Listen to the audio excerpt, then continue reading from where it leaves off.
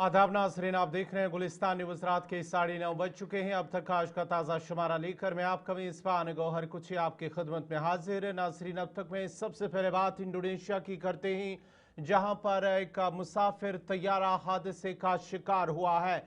एक छोटा मुसाफिर तैयारा गिरकर तबाह हो गया इंडोनेशिया के अंदर, जिसमें सवार तमाम 11 अफराद हलाक हो गए। इस तरह की इतलात मौसूल हो रही इंडोनेशिया में, जहां आज इंडोनेशिया एयर ट्रांसपोर्ट का इलाकाई तैयारा ART-42-500 गिरकर तबाह हो गया, जिसमें सवार तमाम 11 अफराद हलाक हो गए हैं।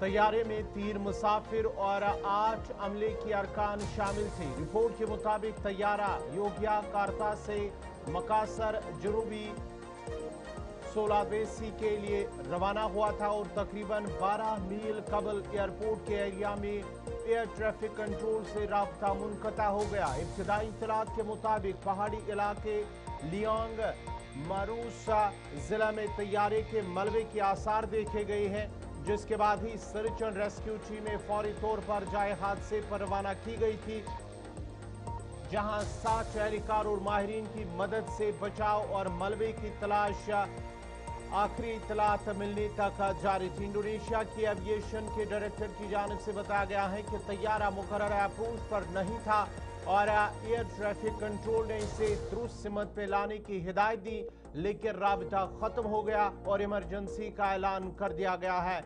अभी तक की बड़ी और अहम खबर इंडोनेशिया से, जहां पर एक छोटा मुसाफिर तैयारा गिरकर तबाह हो गया, जिसके नतीजे में तैयारे में सवार 11 अफराद हलाक हुए, जिनमें से 3 मुसाफिर और 8 जो अमले के अरकान हैं वो इसमें सवार थे और उसके साथ साथ ही ये तैयारा हादसे का शिकार हुआ। लेकिन अभी तक ये इस तरह की तफसीलात सामने नहीं आई है कि क्या तकनीकी खराबी की वजह से गिरकर तबाह हो गया या कोई और वजह है। लेकिन फिलहाल जो बड़ी और अहम खबर इंडोनेशिया से, जहां पर एक छोटा तैयारा गिरकर तबाह हो गया, जिसमें 11 अफराद की मौत हुई है।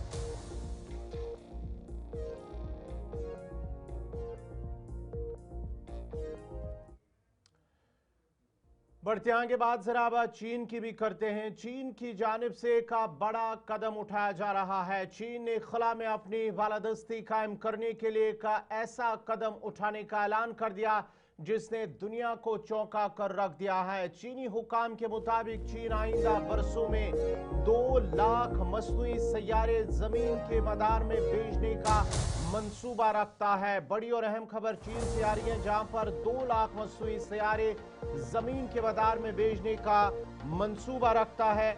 इस तरह का ऐलान चीन की जानिब से किया जा रहा है और ये ऐलान ऐसे वक्त में सामने आया है जब दुनिया भर में एलन मस्क के स्टारलिंक सैटेलाइट नेटवर्क को खुला में इंटरनेट सर्विसेज के शोबे में सबकत हासिल है। माहिरीन का कहना है कि चीन का इकदाम स्टारलिंक के गलबे को खुला चैलेंज तस्वुर किया जा रहा है। जराये के मुताबिक इतनी बड़ी तादाद में सैटेलाइट्स की तैनाती के बाद जमीन के निचले मदार में चीन की मौजूदगी इंतहाई मजबूत हो जाएगी, जिससे न सिर्फ आलमी इंटरनेट सर्विसेज बल्कि फौजी निगरानी, मवासलाती निज़ाम और खलाई ताकत के तवाज़ुन पर भी गहरे असरात मुरतब होंगे। खलाई माहिरीन ने खबरदार किया है कि इतनी बड़ी तादाद में मसनूई सैयारे भेजने से स्पेस डेब्रिस यानी खलाई मलबे के खतरात में भी इजाफा हो सकता है, जो मुस्तकबिल में दूसरे ममालिक के मिशन के लिए मुश्किलात पैदा कर सकता है। चीनी हुकाम का मौक़िफ़ है कि यह मंसूबा डिजिटल कनेक्टिविटी, तेज रफ्तार इंटरनेट और कौमी सलामती को मजबूत बनाने के लिए तरतीब दिया गया है। दूसरी जानिब आलमी ताकत इस ऐलान को खुला में नई सरजंग का आगाज करार दे रहे हैं, जहां अब मुकाबला जमीन पर नहीं बल्कि खुला में होगा।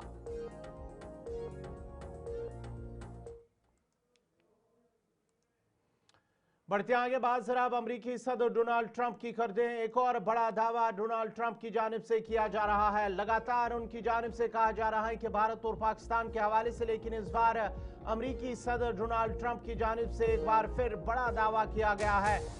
सदर डोनाल्ड ट्रंप की जानिब से कहा गया है कि उनकी क़यादत में 1 साल के दौरान 8 अमन मुआहदे किए गए हैं और साथ ही साथ गजा में जारी जंग को खत्म किया गया है। सदर डोनाल्ड ट्रंप की जानिब से कहा गया है। उसके साथ साथ ही उन्होंने भारत और पाकिस्तान का भी जिक्र किया है। सदर ट्रंप ने कहा कि उन्होंने मशरिकी वुस्ता में अमन कायम किया, भारत और पाकिस्तान को जंग करने से रोका। ये दो एटमी ताकतें हैं। उन्होंने मजीद कहा है कि पाकिस्तान के वज़ीर-ए-आज़म की जानिब से कहा गया है कि डोनाल्ड ट्रंप ने कम से कम 1 करोड़ अफराद की जान बचाई और ये वाकई शानदार था।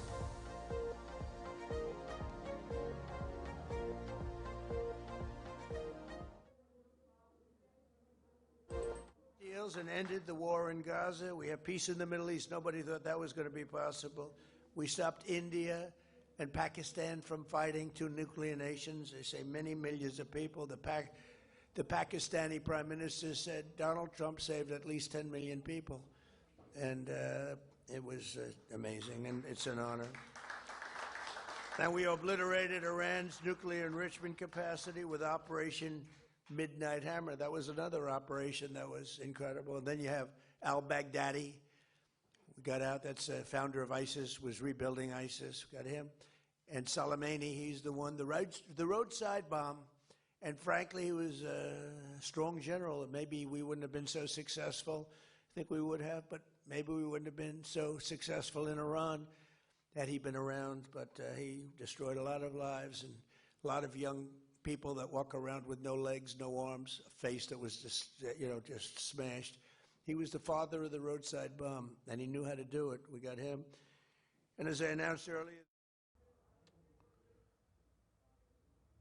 बढ़ते आगे बात जरा अब ईरान की करते हैं, क्योंकि ईरान के अंदर अगरचे हालात बेहतर हुए हैं, लेकिन ईरान से वतन वापस आने वाले दर्जनों तलबा ने सोशल मीडिया पर गर्दिश करने वाली खबरों और दावों को बेबुनियाद करार देते हुए कहा कि ईरान में जमीनी सतह पर सूरत हाल बिल्कुल मामूल के मुताबिक है और सोशल मीडिया पर जिस किस्म की बेचैनी और बदअमनी दिखाई जा रही है उसका उन्हें खुद कहीं मुशाहिदा नहीं हुआ है। ईरान से वापस आने के बाद जब वो अपने वतन वापस पहुंचे तो इन बातों का इजहार उन तलबा की जानिब से किया जा रहा है। तलबा का कहना है कि ईरान में मेडिकल और दीगर पेशेवराना कोर्सेज में ज़ेर तालीम रहने वाले उन तलबा का कहना है कि अगरचे उन्होंने खबरों और ऑनलाइन जराए से एहतजाजी मुजाहरों के बारे में सुना, ताहम जिन शहरों में वो मुकीम थे वहां रोजमर्रा जिंदगी मामूल के मुताबिक जारी रही। तलबा के मुताबिक इंटरनेट सर्विसेज जरूर मुतासर थी, लेकिन कैंपस या अतराफ के इलाकों में किसी किस्म के खौफ या अदम तहफ़्फ़ुज़ का माहौल नहीं था। कई तलबा ने बताया कि उनके बड़ी तादाद में साथी और दीगर भारतीय तलबा अब भी ईरान में मौजूद हैं और उन्होंने वापस आने का फैसला नहीं किया, क्योंकि तालीमी सरगर्मियां मामूल के मुताबिक ईरान के अंदर जारी हैं।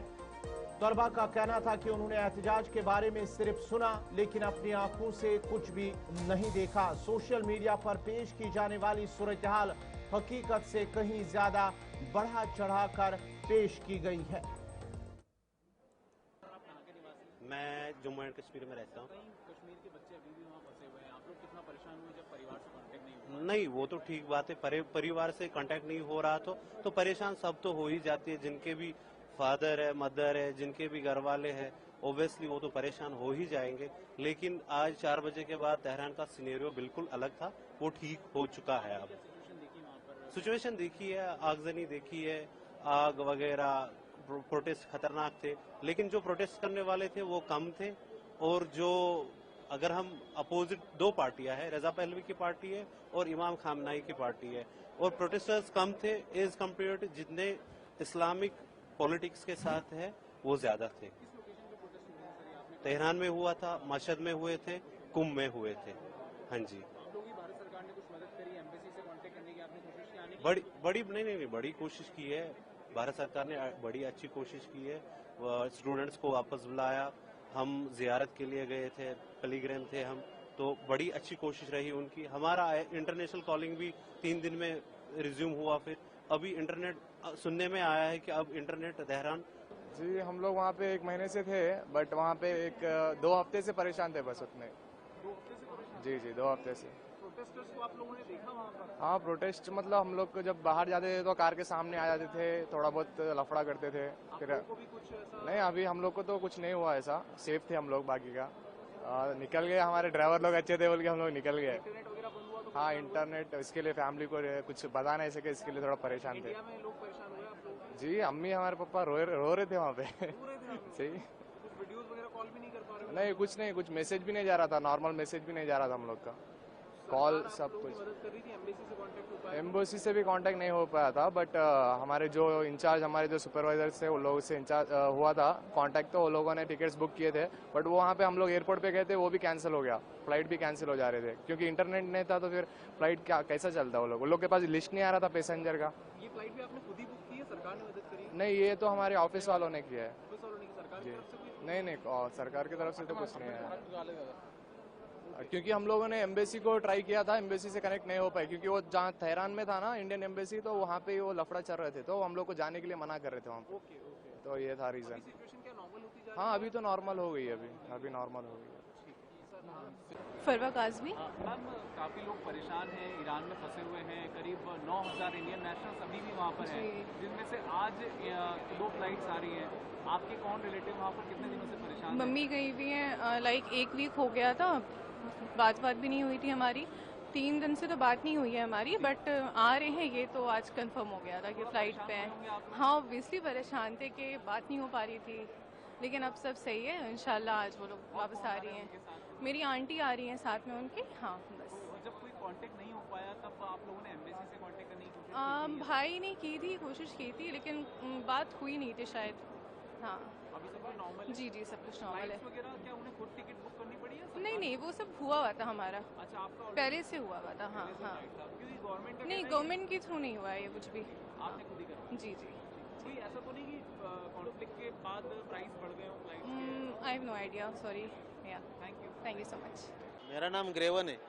ग्रेवन क्या सिचुएशन है वहाँ पर? अभी सिचुएशन तो अभी अच्छे है, हम लोग अभी अच्छे तरह से आ गए। अभी कुछ खाली नेटवर्क का इशू था, अभी दूसरा कुछ इशू नहीं है, ऐसा तो कुछ बारे में ये नहीं है। अभी फिलहाल के लिए तो ठीक है, कुछ प्रॉब्लम नहीं। वहाँ पे बोल रहे थे वायलेंस हो रहा था, there was a lot of violence. नहीं ऐसा कुछ नहीं था। नहीं कोई दंगा हुआ क्या वहाँ पे? ऐसा नॉर्मल खाली हुआ था, ऐसा कुछ ही नहीं। 1 दिन के लिए 1-2 दिन के लिए ऐसा कुछ ही वीडियो वगैरह बनाए? नहीं। हम खाली काम के लिए गए थे। क्या काम करते हैं वहाँ पे? हम लोग इलेक्ट्रिशियन इंजीनियर है। कितने सालों से वहाँ काम कर रहे हैं? खाली 10 दिन के लिए गया था। कंडीशन तो खराब ही है वहाँ पे। तो बाकी हमारा भारतीय गवर्नमेंट है बहुत सहयोग कर रही है।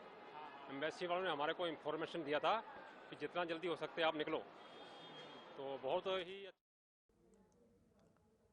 चलिए नाजरीन, बढ़ते हैं आगे। बात जरा DGCA की करते हैं, क्योंकि इंडिगो एयरलाइंस पर एक भारी जुर्माना आयद कर दिया गया है। बड़ी और अहम खबर, शहरी हवाबाजी के रेगुलेटर DGCA ने मुल्क की सबसे बड़ी निजी एयरलाइन इंडिगो पर दिसंबर 2025 में बड़े पैमाने पर परवाजों के मुनक़ता होने और मुसाफिरों को शदीद मुश्किलात का सामना करवाने के सबब 22 करोड़ 20 लाख रुपए का भारी जुर्माना आयद किया है।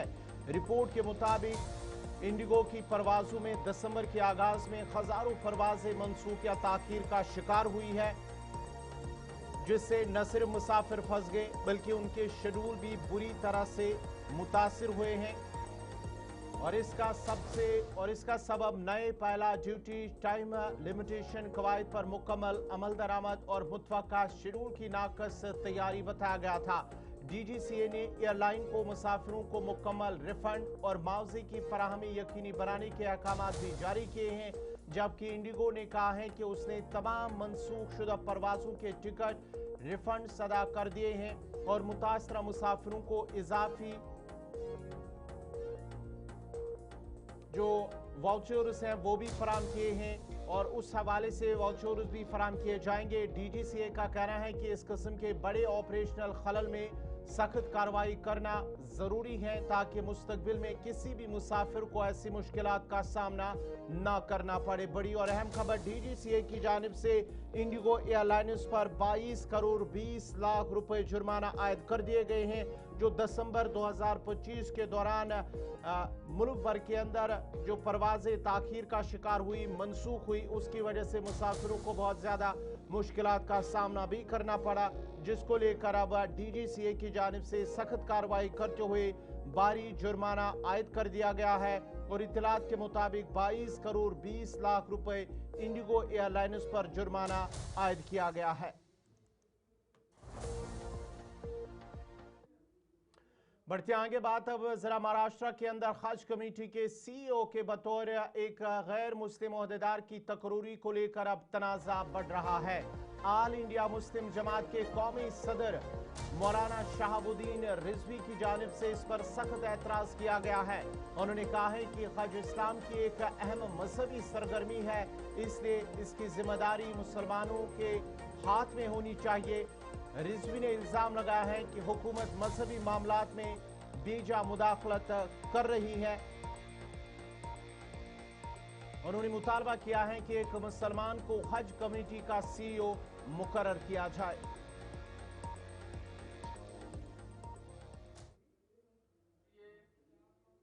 हुकूमत की तरफ से के अरकान में से एक अहम रुकन है और ये हज उन लोगों पर फर्ज है जो मालदार मुसलमान हैं, साहिब निसाब हैं, उनके ऊपर हज करना फर्ज है। और इसका एक लंबी प्रक्रिया है, पूरा सिस्टम, पूरा निज़ाम है गवर्नमेंट की तरफ से कि यहाँ से मक्का शरीफ भेजने और उसकी प्रक्रिया अपनाने के लिए हुकूमत की तरफ से हज कमेटियां हैं हर स्टेट में।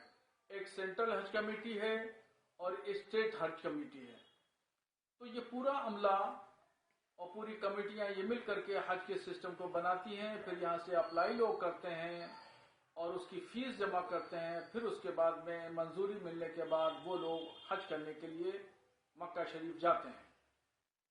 तो ऐसे ही महाराष्ट्र की हज कमेटी है। तो स्टेट हज कमेटी महाराष्ट्र ने अपना CEO जो मुकर्रर किया है मुंबई में, पहली बार ये हिंदुस्तान की तारीख में और महाराष्ट्र के इतिहास में पहली बार CEO कोई अगर हज कमेटी का बनाया गया तो वो हिंदू बनाया गया है। ये कितनी शर्म की बात है। महाराष्ट्र हुकूमत में न जाने कितने IAS, IPS, PCS, PPS मुसलमान ऑफिसरान हैं, उसमें किसी भी मुसलमान को हज कमेटी का CEO बना दिया जाता, क्योंकि ये खालिस मजहबी मामला है और खालिस मजहबी मामले में ऐसे शख्स को CEO बनाना, जिम्मेदारी देना जिसका इस्लाम से न कोई रिश्ता है न नाता और न वो इस्लाम के अरकान से कुछ वाकिफ, न उसको ये मालूम कि हज कहते किसे हैं और हज किन लोगों पर फर्ज होता है। महाराष्ट्र हुकूमत से मेरा मुतालबा है कि CEO हिंदू जो बनाया गया है उसको फौरी तौर पर हटाया जाए और किसी मुसलमान ऑफिसर को CEO नियुक्त।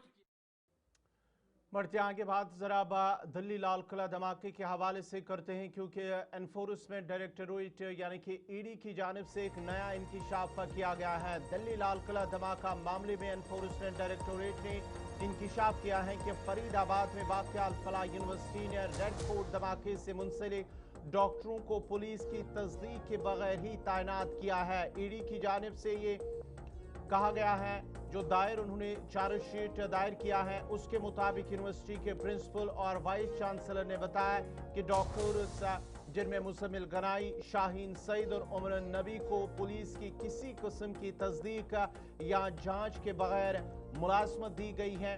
चार्जशीट के मुताबिक यूनिवर्सिटी के डॉक्टर सिर्फ कागजों पर मौजूद थे।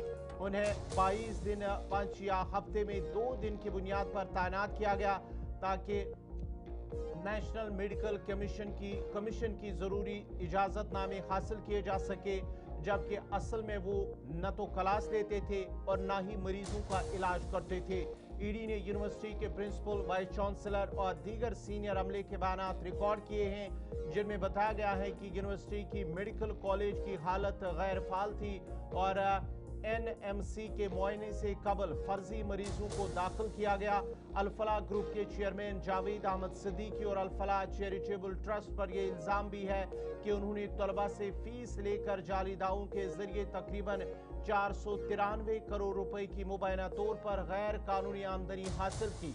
ईडी ने यूनिवर्सिटी की जमीन और इमारत जिसकी कीमत तकरीबन 140 करोड़ रुपए है आर्जी तौर पर जब्त कर ली है। ईडी ने चार्जशीट में यह भी कहा कि डॉक्टर्स की तनख्वाहें दीगर स्टाफ के मुकाबले में कम थी और यूनिवर्सिटी की जानिब से एनएमसी को धोखा दिया गया ताकि एमबीबीएस की निशस्तों की तादाद में इजाफे की इजाजत मिल सके।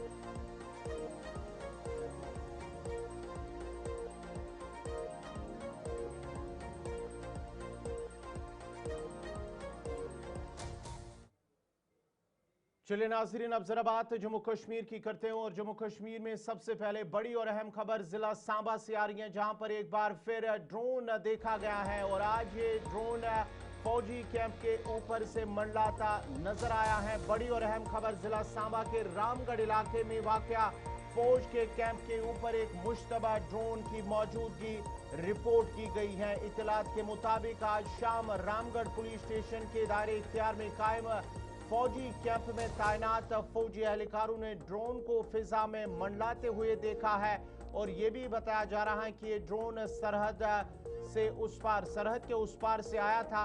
BSF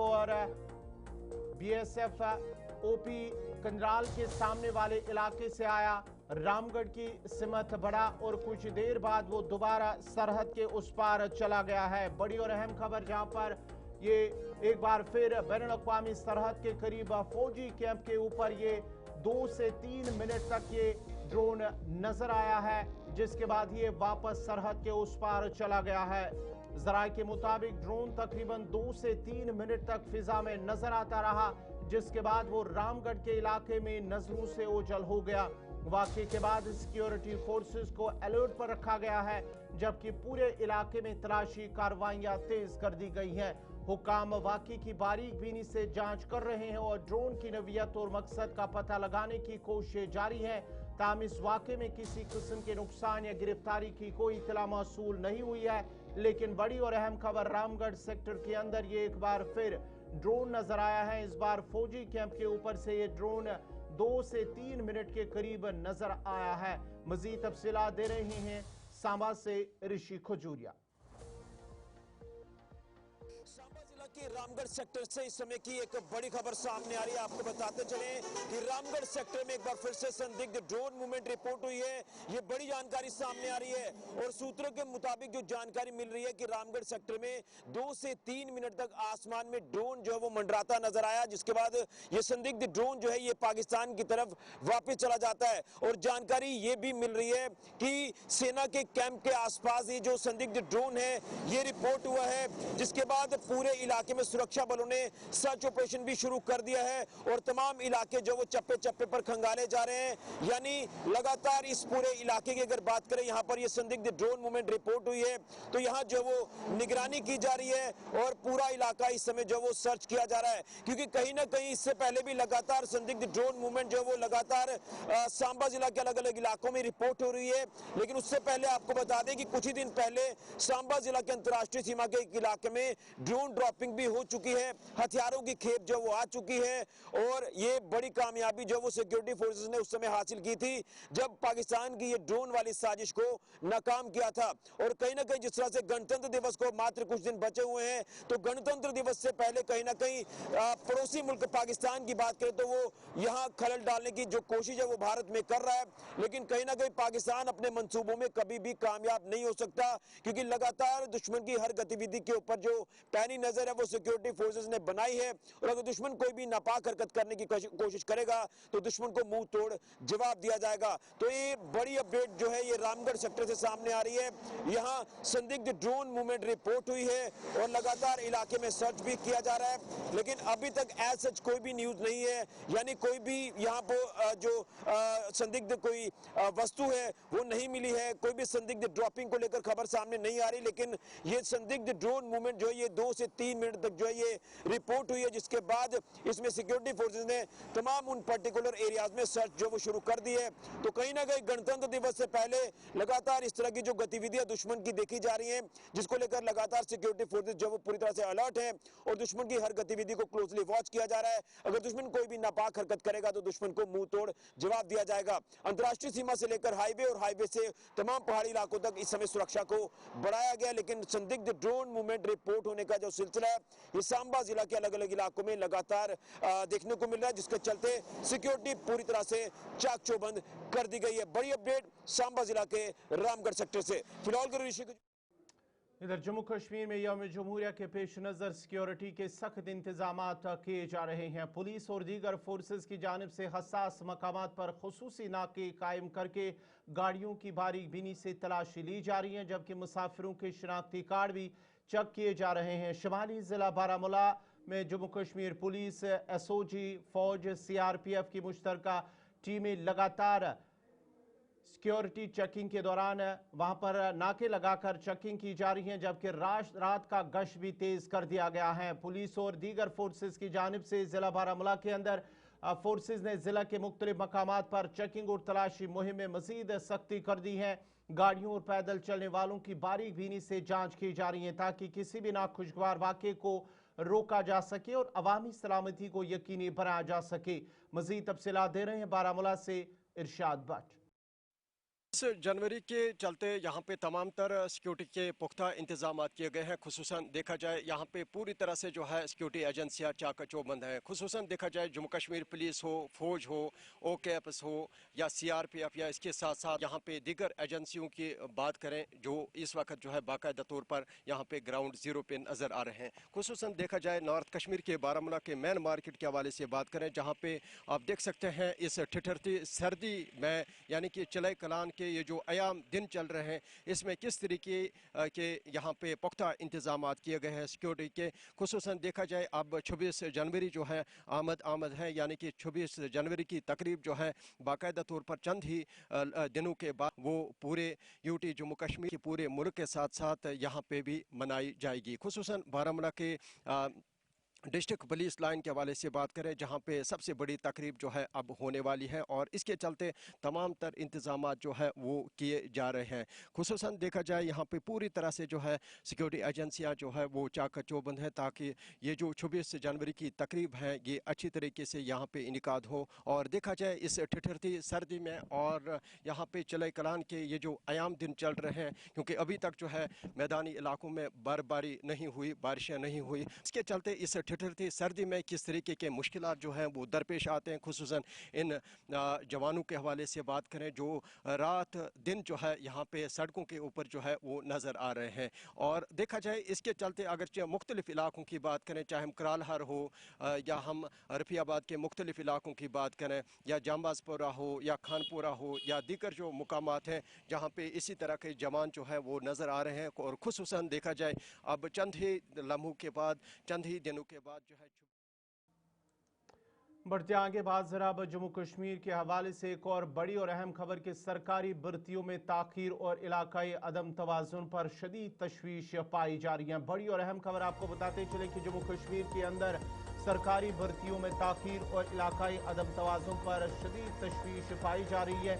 Jammu Kashmir public service commission की जानिब से नताइज में गैर मामूली ताखीर ने हज़ारों नौजवानों के मुस्तकबिल को गैर यकीनी बना दिया है। JKPSC मेंस 2024 के नताइज 6 माह गुजरने के बावजूद अब तक जारी नहीं किए गए हैं और उसके साथ साथ ही लेक्चरर भर्ती 2025 के नताइज 3 माह से इल्तिवा का शिकार हैं, जबकि प्रीलिम्स 2025 को भी 2 माह से ज़ायद का अरसा गुजर चुका है। नौजवानों का कहना है कि इस ताखीर ने न सिर्फ उनकी जहनी सेहत को मुतासर किया है बल्कि रोज़गार के मौके भी महदूद हो गए हैं, जिससे शफाफियत और जवाबदेही पर सवाल खड़े हो रहे हैं।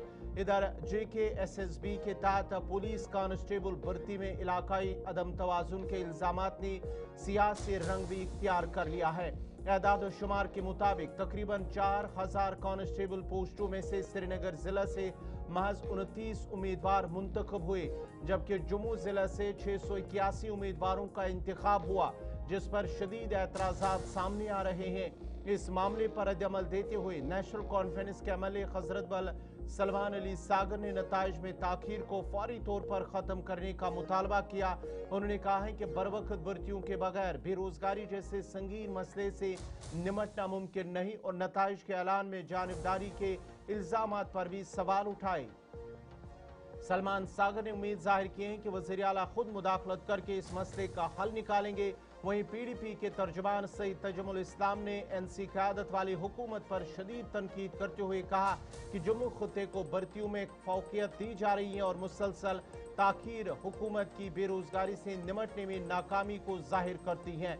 दूसरी जानिब उम्मीदवारों ने मुतालबा किया है कि भर्ती के तमाम अमल को वक्त का पाबंद, शफाफ और काबिल जवाबदेही बनाया जाए ताकि नौजवानों का एतमाद बहाल हो सके। ताहम अब तक JKSSB और JKPSC की जानिब से इस मामले पर कोई बाज़ाब्ता वज़ाहत सामने नहीं आई है।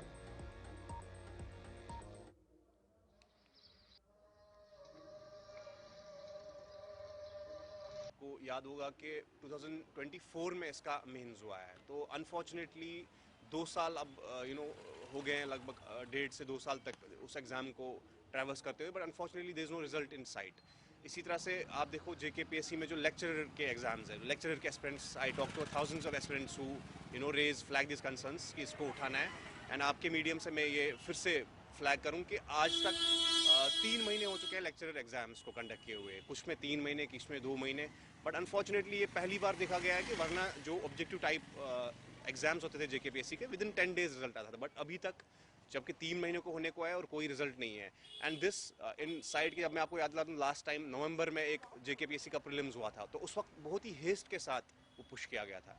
लेकिन आज देखो इन कॉन्ट्रास्ट जब रिजल्ट्स लाने की बारी आए, एक कॉन्स्टिट्यूशनल बॉडी, एक रिस्पॉन्सिबल बॉडी है JKPSC, but unfortunately we don't know what is causing this delays और इतना डिले क्यों हो रहा है। एस्पिरेंट्स आर इन डिस्ट्रेस और काफ़ी बहुत ज़्यादा परेशान है लोग। एक और कंसर्न जो रेज कर रहे हैं कि JKSSB के बारे में, जिसमें काफ़ी एक रीजनल डिस्पैरिटी है काइंड ऑफ।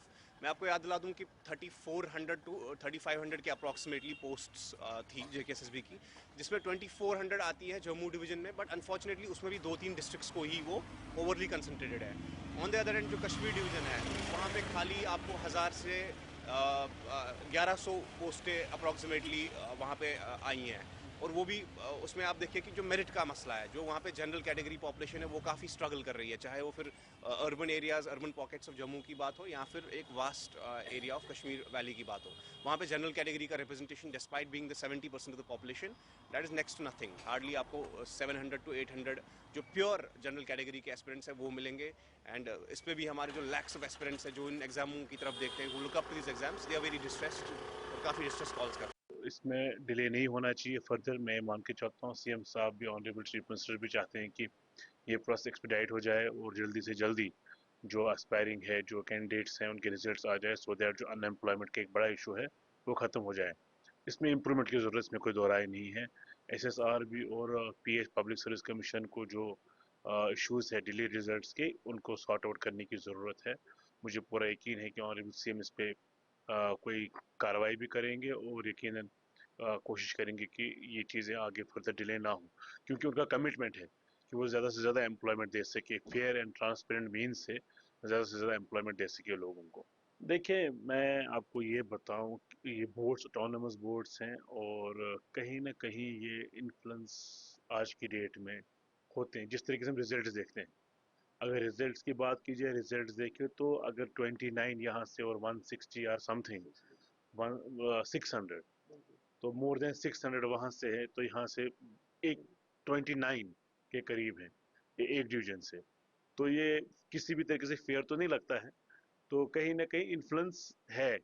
ऑटोनमस होने के चक्कर में, ऑटोनॉमी एंजॉय करने के चक्कर में ये बोर्ड्स फेयर नहीं है। ये मेरी ज़ाती राय है, ये मेरा ज़ाती मानना है। तो बोर्ड्स को फेयर होना चाहिए। ये सिलसिला जो है, ये लॉन्ग टर्म प्लानिंग के हिसाब से जो चल रहे हैं, ये नहीं होना चाहिए। हम भी देखेंगे हम कहाँ फाइट कर पाएंगे, इसके लिए हम कहाँ रेज कर पाएंगे सर्टन कॉर्नर्स पे और एप्रोप्रिएट फोरम पे जो असेंबली आने वाली है। जब आप जम्मू कश्मीर में सर्विस सिलेक्शन बोर्ड के इस रवैये को देखते हैं, यकीन ऐसा लगता है कि सरकार ने ठान ली है कि जम्मू वाला डोमिनेट करे इस सरकार में भी। हालांकि वो सरकार का हिस्सा नहीं है, वो यूनियन गवर्नमेंट चला रहे हैं, लेकिन उमर अब्दुल्ला या तो जम्मू कश्मीर और खुसूसन कश्मीर की इस पोजीशन को यहाँ के टैलेंट को, यहाँ के जस्टिस को नहीं दे पा रहा है। या तो वो जम्मू के साथ मुझे लगता है कि आंखें बंद करके चल रहा है। ये सारी कारस्तानें अगर जम्मू कश्मीर के वजीर आला को दबाव में लेकर किया जाता है तो उसे बताना चाहिए कि मुझ पे दबाव है, मुझे जम्मू वाले डोमिनेट कर रहे हैं, मुझे दिल्ली वाले डोमिनेट कर रहे हैं, कि कश्मीरी को अब पुलिस में भी जाने का हक नहीं है। मुझे लगता है उमर साहब ने जो ये चुप्पी साधी है, और ये सब कुछ देखने के बावजूद कि जम्मू प्रोविंस से कांस्टेबल का रेशो ज्यादा है, अपॉइंटमेंट्स का कश्मीर से कम है, मुझे लगता है वक्त आ चुका है उमर अब्दुल्ला साहब और उसकी गवर्नमेंट को जम्मू का ये रेशो देख लेना चाहिए और इस पे कमेटी बनानी चाहिए कि आखिर किस वजूहत की बिना पर। हाल ही दिनों में रांची ट्रॉफी का मसला आया, संतोष ट्रॉफी का मसला आया, कई बार हमने रेशो पे बात की, लेकिन अपॉइंटमेंट सर्विस सिलेक्शन बोर्ड में जम्मू को एक तरफा जाता है। उमर अब्दुल्ला को बिल्कुल ही ऐसा नहीं लग रहा है कश्मीर के साथ ज्यादती हो रही है। जिस कश्मीर ने उससे वन साइड मेजॉरिटी देकर चीफ मिनिस्टर बनाया दोबारा, उससे शायद। जम्मू कश्मीर के लेफ्टिनेंट गवर्नर मनोज सिन्हा ने जम्मू में यूथ सर्विस एंड स्पोर्ट्स के जरिए एहतमाम 2 रोज़ा कौमी सतह की स्पोर्ट्स कॉन्फ्रेंस का इफ्तिताह किया है, जिसका मकसद जम्मू कश्मीर में स्पोर्ट सिस्टम को मजीद मजबूत बनाने, नेशनल स्पोर्ट्स पॉलिसी 2025 और JNK स्पोर्ट्स पॉलिसी 2022 के मौसर नफाज के लिए रोड मैप तैयार करने और मुस्तकबिल के लिए मजबूत और बासलाहियत नस्ल की तश्कील है। इस मौके पर अपने खिताब में लेफ्टिनेंट गवर्नर ने खेलों को तालीम और ज़िंदगी की बुनियादी महारतों से जोड़ने पर जोर देते हुए कहा है कि खेल नौजवानों की हमजात शख्सियत साजी, नज़्म ज़ब्त, क़यादत और समाजी शऊर के फ़रोग में कलीदी किरदार अदा करते हैं और उन्हें स्पोर्ट्स को सियासत से दूर रखने, शफाफ इंतखाबी निज़ाम, अमन व इस्तेहकाम के माहौल में खेलों की सलाहियतों को निखारने, ख़वातीन और नौजवानों की ज़्यादा से ज़्यादा शमूलियत और ग्रास रूट सतह पर जदीद स्पोर्ट्स इंफ्रास्ट्रक्चर की फराहमी पर भी जोर दिया है।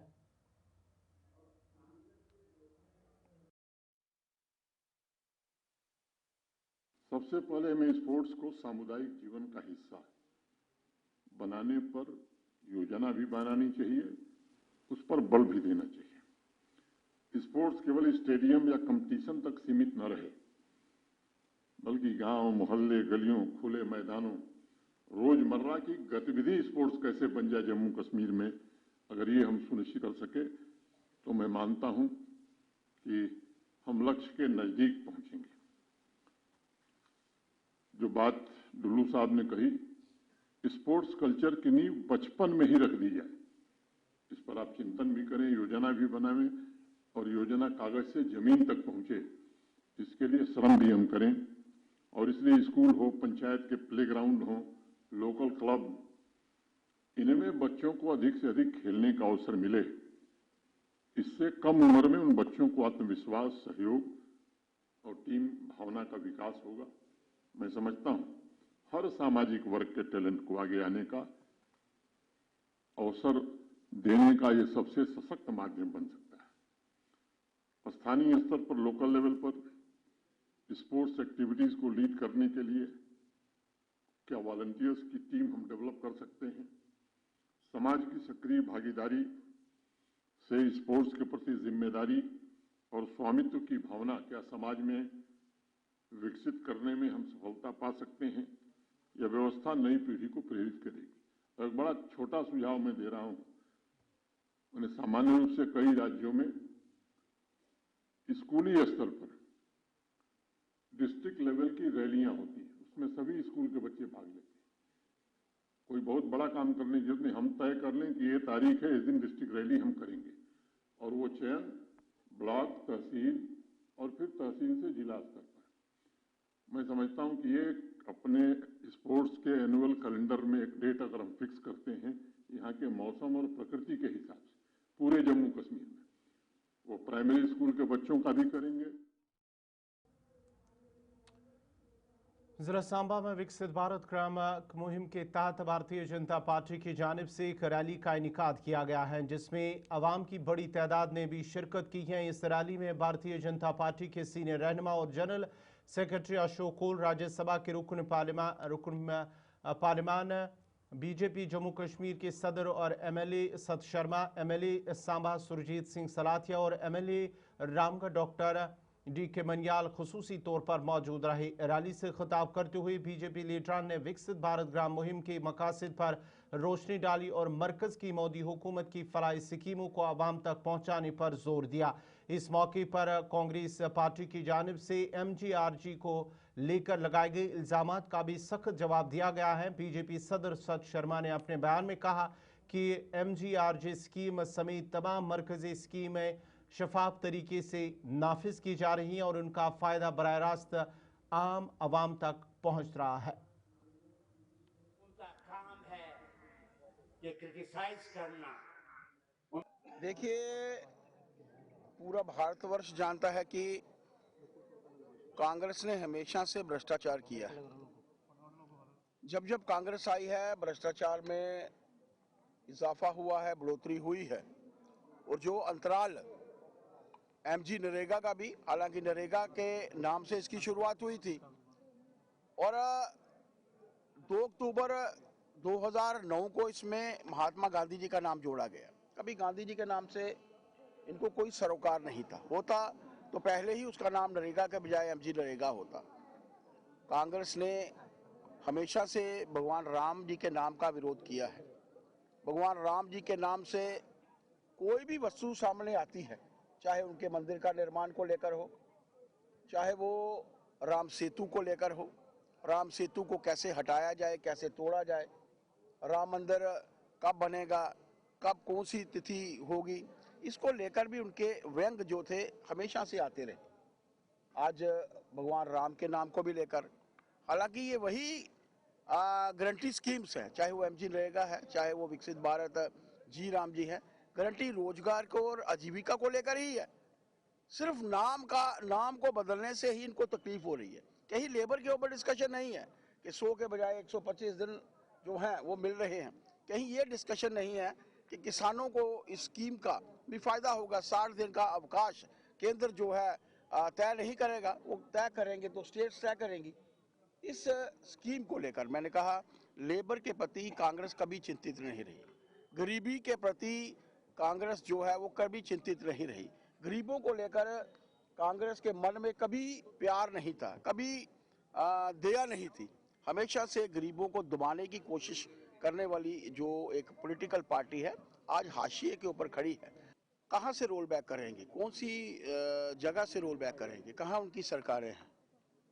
जहाँ जहाँ पर भ्रष्टाचार हुआ है, लोगों ने खड्डे खोदे, खड्डे बड़े खड्डे, उनको खोदा गया, फिर भरा गया, फिर खोदा गया, यही तो काम किया है। सीधे तौर पर ग्रामीण विकास मंत्रालय के ये आंकड़े हैं, मेरे अपने आंकड़े हैं नहीं। विकसित भारत जी राम जी का जो बिल पारित दोनों सेशंस में हुआ पार्लियामेंट के अंदर, और उसको कानूनी शेप देने के लिए जो है वो काम हो रहा है और लोग जो है इस स्कीम के ज़रिए से अपना फ़ायदा उठाएंगे। क्योंकि इससे पहले जो नरेगा के अंदर हमें सिर्फ 100 दिन का काम मिलता था, इसको बढ़ा के 125 दिन का काम किया गया है और इसके अंदर प्रावधान भी रखा गया है कि अगर मौके पे पेमेंट लोगों को नहीं मिलेगी तो उसके लिए पेनल्टी लगेगी और उसका डबल पैसा जो है जो काम करने वाला उसको मिलेगा।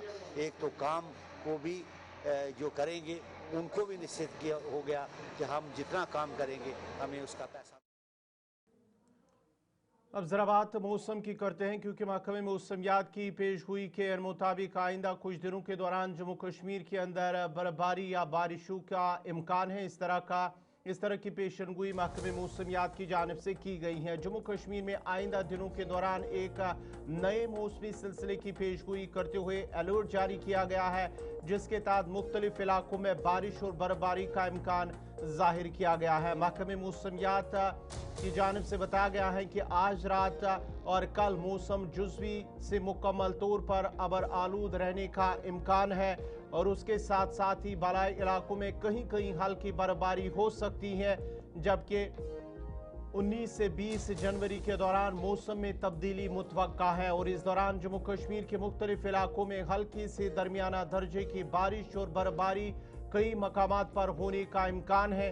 महकमे मौसमियात के मुताबिक 21 जनवरी को भी मौसम जुज़वी से मुकम्मल तौर पर अबर आलूद रह सकता है और बालाई इलाकों में कहीं कहीं हल्की बर्फबारी के इम्कानात है।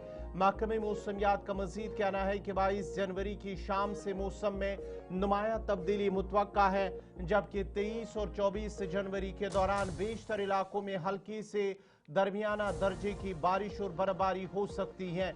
इस दौरान चिनाब वैली, पीर पंचाल, पहाड़ी सिलसिले और जनूबी कश्मीर के चंद अजला में भारी बर्फबारी या बारिश का भी इम्कान जाहिर किया गया है। महकमे मौसमियात के मुताबिक 26 जनवरी को भी बाज़ मकामात पर हल्की बारिश या बर्फबारी हो सकती है। महकमे मौसमियात ने एडवाइजरी जारी करते हुए खबरदार किया कि चिनाब वैली, पीर पंचाल और जनूबी कश्मीर के कुछ इलाकों में शदीद बारिश या बर्फबारी के बाइस लैंड स्लाइडिंग का खतरा हो सकता है। बाज़ मकामात पर तेज हवाएं भी चलने का इम्कान है।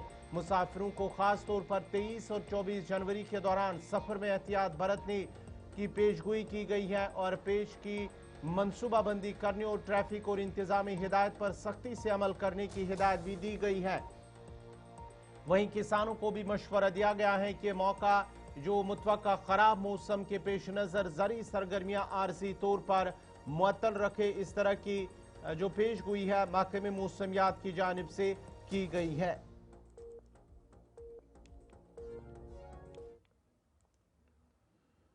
चलिए नाजरीन, जहां मौसम की बात करें तो मौसम के हवाले से भी एक अहम खबर। वादी कश्मीर में गैर मामूली खुश्क मौसम ने पहली बार सर्दियों के दौरान कई आबी ज़खायर को खुश्क कर दिया है, जिससे माहौलियाती और समाजी और माशी खदशात बढ़ गए हैं।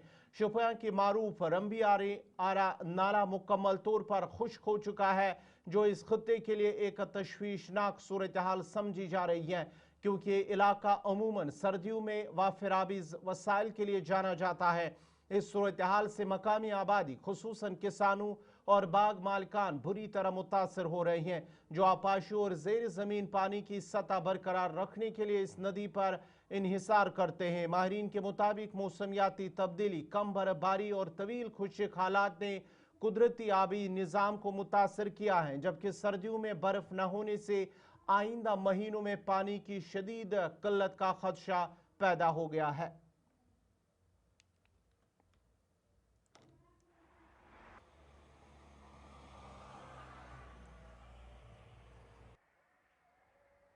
सर, जैसे हम देख रहे हैं कि पिछले एक साल, कई सालों से तो इस साल सबसे ज़्यादा जो है खुशक साली का हमें नज़र आ रहा है, क्योंकि यही 40 दिन जो होते हैं जिनसे हमें बर्फबारी या बहुत सारी चीज़ों को देखना पड़ता है, लेकिन 25 दिन कम से कम गुजर चुके हैं। अभी तक आज तक हमें ना बर्फबारी ना बारिश का अंदेशा हो रहा है। इसका सबसे बड़ा वजह जो है ग्लोबल वार्मिंग है। कहीं मतलब कयास आरियाँ की जाती है कि ग्लोबल वार्मिंग सबसे इसका मसला है, कहीं कहते हैं कि क्लाइमेट चेंजेस जो है, कहीं कहते हैं और चीज़। लेकिन हमारा जो कश्मीर का सबसे जो सनत हम कहेंगे वो यही हॉर्टिकल्चर है, वो यही एग्रीकल्चर है, सारा डिपेंडेबल इसी पे है। मीन्स कि ऐसा लग रहा है कि शायद ये क़यामत आ चुकी है अब, क्योंकि ग्लोबल वार्मिंग इतनी हो चुकी है कि क्लाइमेट चेंजेस इतने हो रहे हैं कि हमें लग रहा है कि अब क़यामत बर्पा होने वाली है। क्योंकि आप देखिए सर, जैसा आज का मौसम ऐसा लग रहा है कि हमें ऐसा लग रहा है कि आज ही फसल ना आ पाड़े, क्योंकि गर्मी इतनी है, शिद्दत इतनी है गर्मी की कि हमें लग रहा है कि शायद आज ही से ना मतलब उसका जो फूल आज ही आना पड़े। जैसे हम देखते हैं अपनी नदियों नालों की तरफ, अगर हम जाते हैं हम अपने दरियाओं की तरफ, वो रो रहे हैं उनके, हाँ उनकी तरफ जब हम देखते हैं वो रो रहे हैं, बिल्कुल सूखे पड़े हुए हैं। मीनस उनमें हमें नज़र ही नहीं। आज का जो हमारे यहाँ से सबसे ज़्यादा जो है रमब्रार गुजरा है, तो उसमें मतलब पानी का, जैसे हम कहते हैं कश्मीर में कि शोल शवाब मारन, मगर हमें नज़र नहीं, उसमें पानी हमें ढूंढना पड़ता है कि पानी कहाँ पे है। यही रमब्रारा पूरे शोपियान से लेके हम कहेंगे साउथ इवन टू सेंटर तक जाता था ये, कि इससे हमें ये जो ज़मीन जो हमारी थी इससे ज़रखेज़ हो जाती थी, इससे सैराब हो जाती थी। अब जब इनमें अपने लिए उन पत्थरों के लिए पानी नहीं है तो वेस्टर्न डिस्टर्बेंस की अगर हम बात करेंगे वो मेन रीज़न है। लेकिन उसके बावजूद अगर हम यहाँ की बात करेंगे खुसूसन शोपियान की, तो हमारे जो रमब्रारा है इसके ऊपर पिछले लगभग 20-25 सालों से एनक्रोचमेंट हो रहा है। लोग जो है उन्होंने इसकी ज़मीन को अपनी प्रॉपर्टी समझ के रखा है। साइड बाई साइड अगर हम देखेंगे डिफॉरेस्टेशन भी डे बाई डे बढ़ रही है। यहाँ से लोग शिफ्ट कर रहे हैं, ट्रेडिशनल ट्री जो है उनको काट के शिफ्ट कर रहे हैं, उसकी वजह से भी ये जो ग्लोबल वार्मिंग है वो देखने को मिल रही है। अपार्ट फ्रॉम दिस हम ये भी देख सकते हैं कि आजकल जो लोग जो भी उनके ये घर पे मतलब डस्टबिन जो बाकी वो उनको नदियों में डालते हैं, कहीं पे दरिया में, तो वो उसको प्रॉपर्ली मतलब डिस्बर्स नहीं करते। तो क्या आप इलाज क्या देखते हैं, क्योंकि रंबियाड़ा में काफ़ी पानी हुआ करता था, आज एक बूंद भी नजर आ रही है? नहीं, वो तो है, अगर हम देखेंगे पानी कम है, लेकिन उसके पीछे जो मेन रीज़न है वो वही है, ड्राई से पहले ग्लोबल वार्मिंग की वजह से क्लाइमेट थोड़ा डिस्टर्ब हुआ है, तो ये खुदा के हाथ में है, तो लोगों का इसमें उतना ज़्यादा मतलब इन्वॉल्वमेंट नहीं है। तो इंशाल्लाह उम्मीद करते हैं कि अल्लाह जो है with in couple of days में, जैसे कि प्रेडिक्शन भी यही है, तो इंशाल्लाह यहाँ पे अच्छे से फिर से बरफ में मतलब अगर हम नुकसान की बात करेंगे कोई अंदाज़ा नहीं है, क्योंकि हमारा जो है ये कोल्ड जोन में आता है, हमारी जो एप्पल इंडस्ट्री है वो इसी पे सस्टेन है। और खुसूसन अगर हम शुगर बेल्ट की बात करेंगे, यहाँ के एप्पल जो है उनमें उनकी लाइफ जो है शेल्फ लाइफ ज़्यादा होती है, ये बिकॉज ऑफ हमारी जो एलिवेशन है ये बहुत ऊपर है। तो जब यहाँ पे क्लाइमेट प्रॉब्लम हो जाएगी, ड्राई स्पेल हो जाएगा, तो नतीजा यही रहेगा कि हमारी एप्पल्स की जो शेल्फ लाइफ है वो बहुत कम होगी, तो उनकी जो मार्केट में डिमांड जो है वो भी घट जाए। मैं छोटा बच्चा था, मैं उस साइड से आता था तो उसमें बहुत पानी होता था और अलग मज़ा आता था उधर बैठने का। अगर आज के हालात देखें, वहाँ पे पानी का नामो निशान नहीं है कहीं से, तो यहाँ से बर्फ़ भी नहीं हो रही है, बारिश भी बहुत अरसे से नहीं हो रही है, और यहाँ से हम जो हमारे जंगल है उनको भी हमें बहुत नज़र रखनी चाहिए, वहाँ पे भी हमारी जिम्मेदारी है, क्योंकि यहाँ का एटमॉस्फेयर अभी उतना साफ़ नहीं होता है, जो हमारा पानी हवा वो साफ़ सुबह नहीं होता है, तो इस चीज़ पे हमें ध्यान देना चाहिए। हर जगह से देखो, हम अगर एक बात मैं करूं जो हम रोज़ देखते हैं, पॉलीथीन की हमें बहुत मतलब इसको हमें बहुत केयर करना चाहिए, हमें पॉलीथीन इस्तेमाल नहीं करना चाहिए, क्योंकि इससे हमारा जो ये माशरा है, हमारा जो ये क्लीन हवा वगैरह ये इससे डिस्ट्रॉय होता है, इस चीज़ पे हमें ज़रूरी नज़र रखनी चाहिए। हम इस वक्त मौजूद है रंबी आरा में, और आपको मैं बता दूं कि दूर दूर तक हमें एक भी बूंद पानी का जो है वो नज़र नहीं आ रहा है। यहाँ की लोगों की माने तो यहाँ के लोगों का कहना है कि अगर इस बार जो है बर्फ नहीं गिरी तो काफ़ी सारा नुकसान होगा इस फ्रूट इंडस्ट्री को।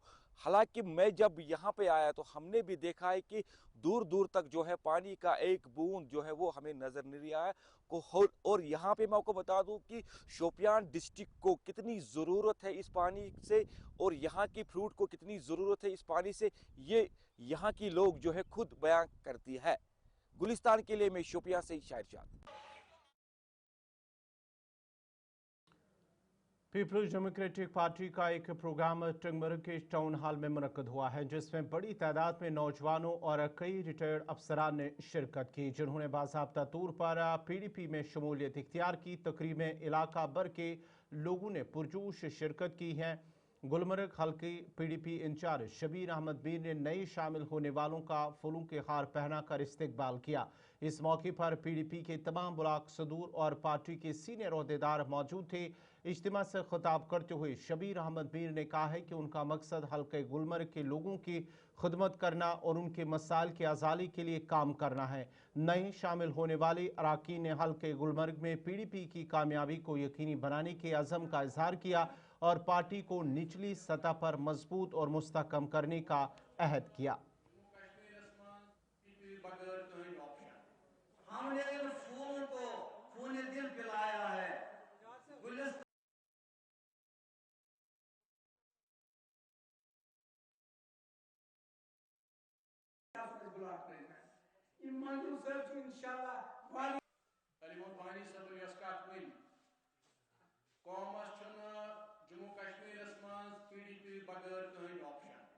हमने इन फूलों को खून दिल पिलाया है।